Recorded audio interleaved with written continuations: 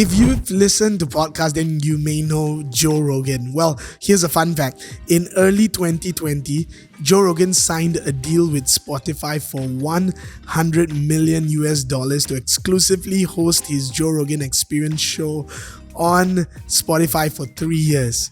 It's the largest sum paid to a podcaster by a streaming platform to date. And according to PricewaterhouseCoopers, an estimate of $800 million was spent on podcast ads and will more than double to $1.7 billion by 2024. These are staggering numbers.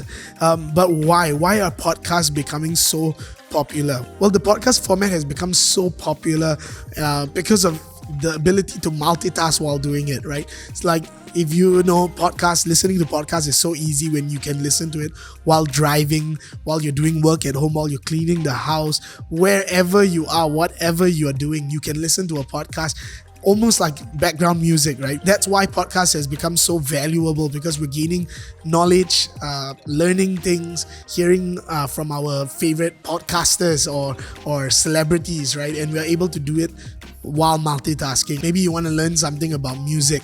Maybe you want to learn about stocks. You can find a podcast that is tailored to that, and it's completely free.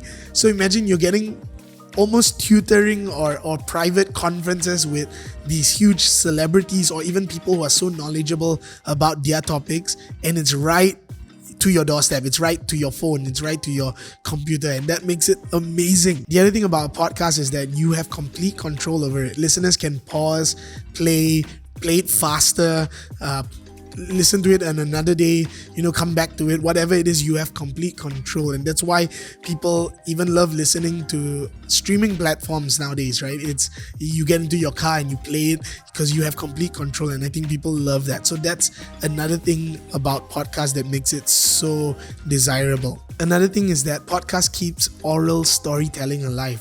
From a young age, we already loved hearing stories from our parents, or even sitting by to listen to our grandparents tell us about the war and all that.